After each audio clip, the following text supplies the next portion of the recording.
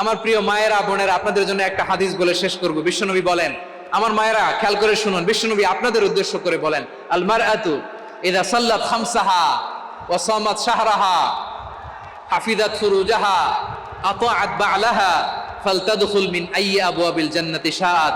বিশ্বনবী বলেন, ও রমণীরা, ও নারীরা, যে সমস্ত নারী এই চারটা কাজ করবে, এই চারটা কাজের গ্যারান্টি দিবে, তাদেরকে জান্নাতের 8টা দরজার গ্যারান্টি দেয়া হবে। কি চারটা কাজ? 1 নাম্বার, আল মারআতু ইযা সাল্লাত খামসাহা, যে নারী 5 ওয়াক্ত নামাজ পড়ে। কি করে? জেলা স্টেডিয়ামে অবস্থানরত আমার নারীরা বোনেরা, বিশ্বনবী আপনাদেরকে 4টা কাজের কথা বলেছেন, খুব বেশি না। 4টা করলে 8 জান্নাতের দরজা সব খোলা। কোনটা দিয়ে যাবেন? যেটা দিয়ে মনে চায়। 1 নাম্বার 5 ওয়াক্ত নামাজ। আমার বোনেরা জোহরের নামাজ পড়তে পড়তে এটা আসরে নিয়ে যায়, আসর পড়তে পড়তে এটা মাগরিবে নিয়ে যায়। এরকম আসরে নাই, লালমনিরহাটে হয়তো নাই। আমার বোনেরা এটা করবেন না। ইন্নাস সালাতা কানাত আলাল মুমিনিনা কিতাবাম মাওকুতা, সময় মতো পড়বেন। সামাত শাহরা, রমাদানের রোজাগুলো রাখবেন।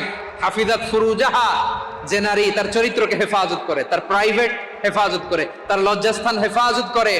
ও মায়েরা, আপনার এই গর্ভ যে কত দামি আপনি জানেন না। আপনার এই গর্ভ থেকে জন্মাবে আগামীর সালাহুদ্দিন আল আইয়ুবী। আপনার গর্ভ থেকেই জন্মাবে ইমাম আল মাহদি আল মুনতাজার। আপনার পেট থেকে জন্মাবে আবু সাইদের মতো বীর সৈনিক। আপনার পেট থেকে জন্মাবে মুগ্ধের মতো বীর মুজাহিদ। আপনি জানেন না কে আসবে আপনার পেট থেকে। সময়টাকে কাজে লাগান, ইসলামকে বোঝেন, মানেন, আমাদের ইসলামিক লেকচারগুলো শোনেন। আমরা যে বার্তাগুলো, ইনস্ট্রাকশনগুলো, দিক নির্দেশনাগুলো আপনাদের খেদমতে রাখি, এগুলো মেনে চলুন। আপনিই পারেন আপনার ঘরটাকে জান্নাতের টুকরা বানাতে।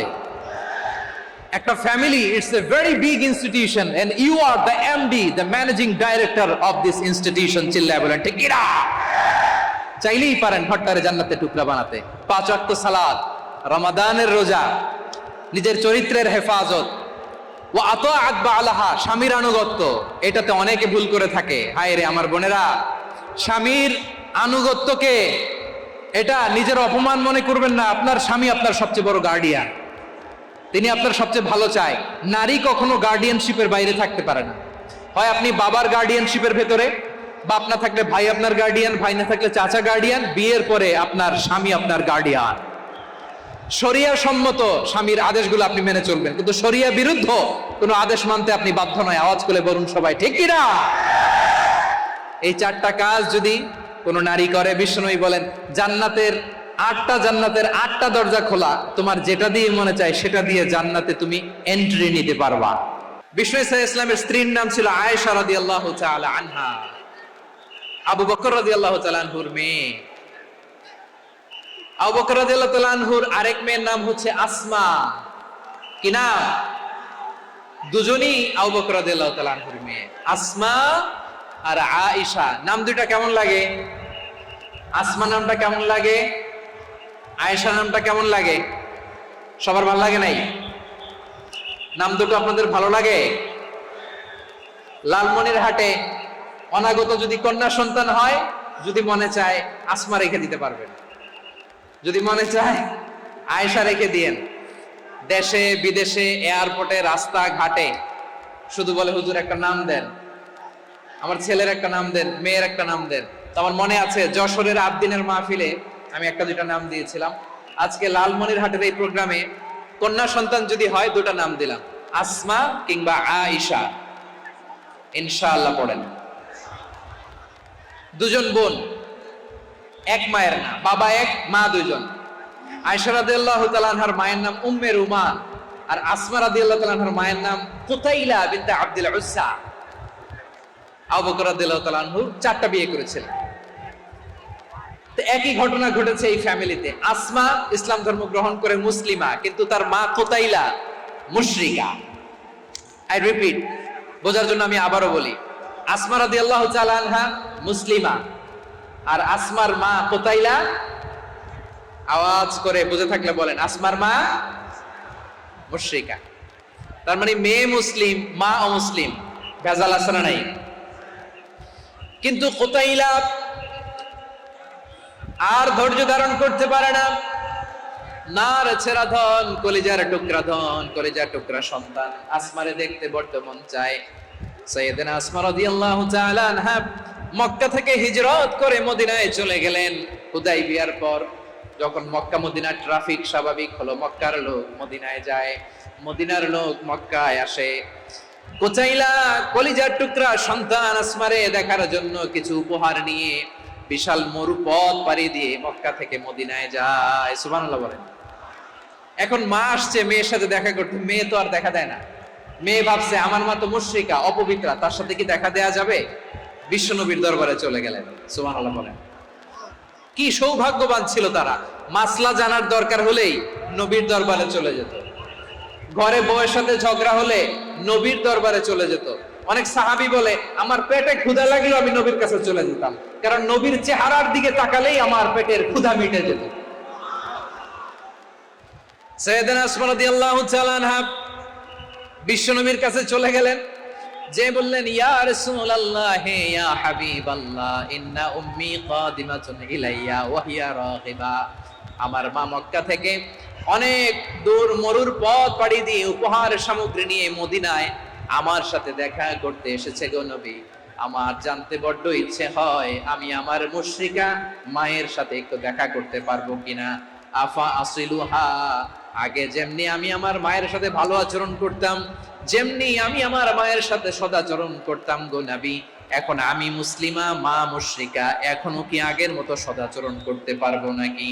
বিশ্বনবী বললেন নাম সিলিহা, হ্যাঁ রে আসমা, অবশ্যই অবশ্যই, আগে ঠিক যেমন তুমি তোমার মায়ের সাথে ভালো আচরণ করতে, এখনো তেমনি আগের মতো ভালো আচরণ করবা। আওয়াজ করে পড়েন সুবহানাল্লাহ। কি ইসলাম আমরা পেয়েছি, কত ব্রড মাইন্ডেড আমাদের ইসলাম, কত ওপেন মাইন্ডেড ইসলাম, কত ওপেন আপ করতে পারে, চিন্তা করতে পারে। বিষ্ণু বললেন হ্যাঁ অবশ্যই, নাম সুলিহা, আগে যেমনি ভালো আচরণ করছো আসমা, এখন ওইরকমই করো, পারলে আরো বাড়াই করো। সুবহানাল্লাহ বলেন। তাহলে আমার যে হিন্দু ভাইয়েরা, হিন্দু বোনেরা, ইমানের বদৌলতে দৌলতে আপনি ধন্য হয়েছেন, আপনার আম্মা আব্বা এখন মুসলমান হয় নাই, তাদের জন্য দোয়া করেন, তাদের জন্য দোয়া করেন, আল্লাহ যেন তাদেরকেও ইমানের দৌলত দান করে। আমরা সবাই পড়ি আমিন, আরো জোরে পড়েন আমিন।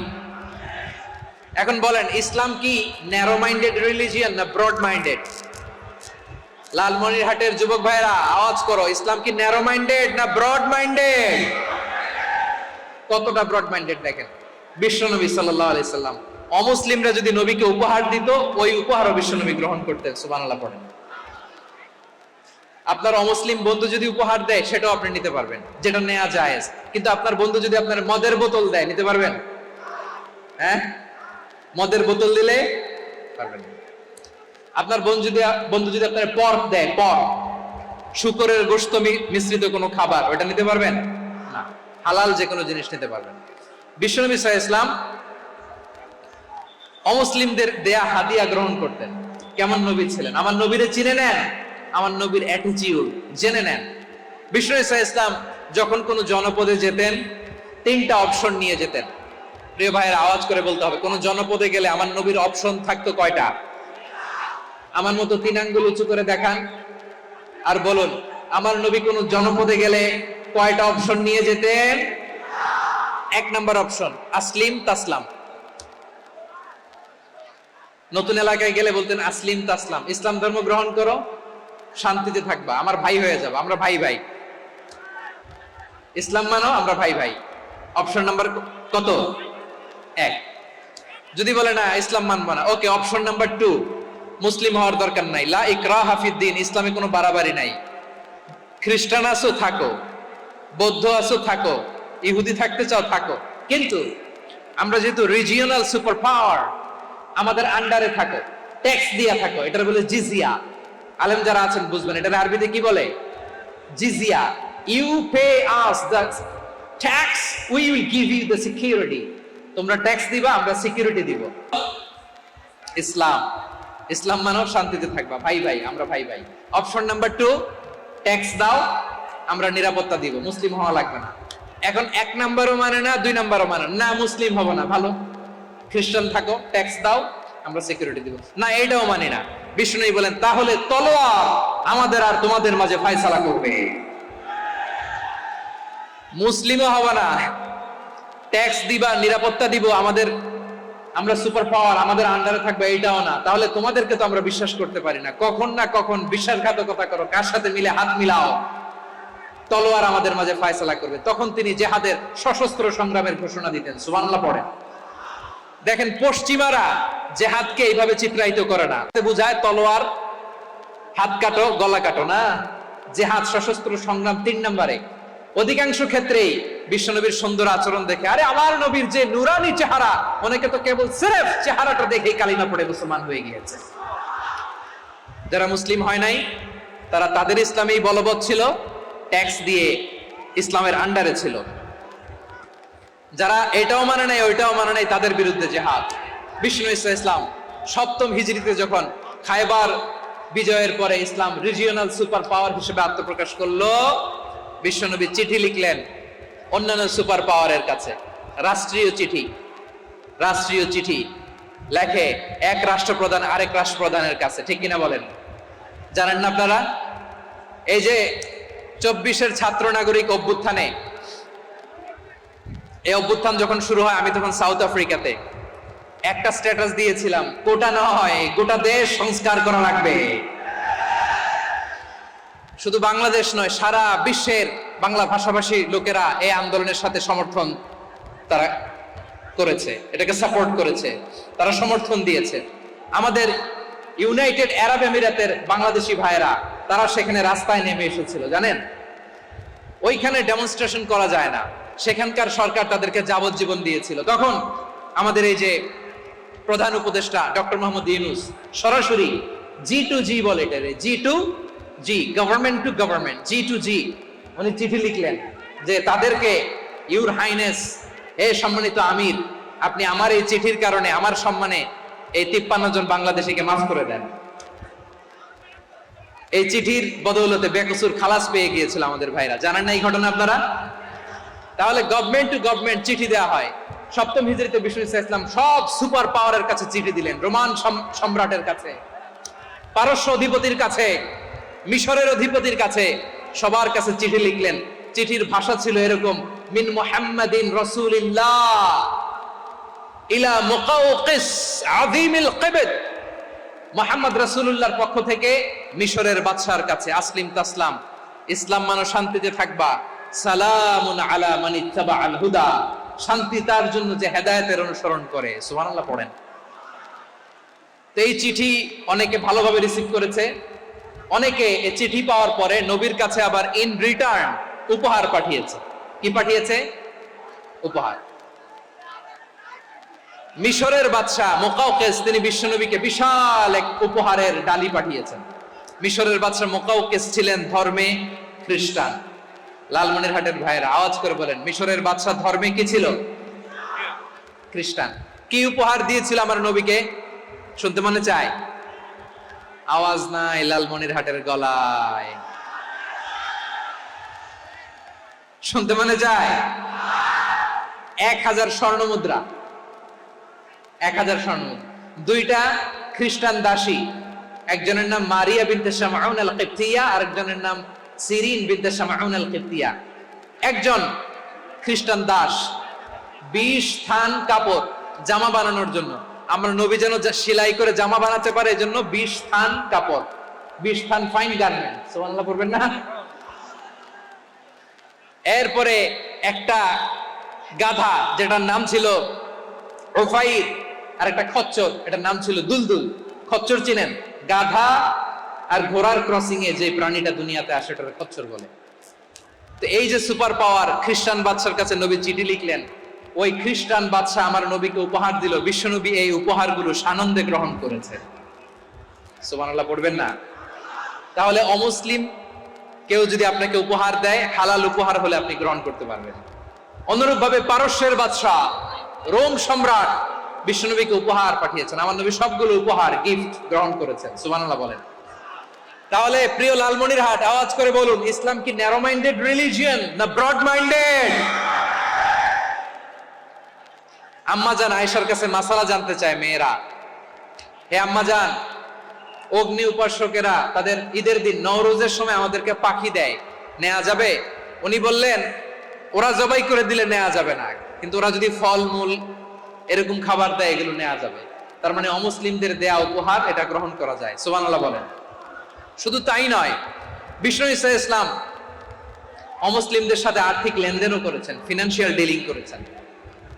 অমুসলিমদের সাথে প্রয়োজনে আপনি ফিনান্সিয়াল ডিলিং করতে পারবেন। আমরা প্রায় দেখি বাজারের মিষ্টির দোকানগুলো আমার হিন্দু ভাইদের। লালমনিরহাটে মিষ্টির দোকান, দইয়ের দোকান কারা চালায়? হিন্দুরা চালায় না?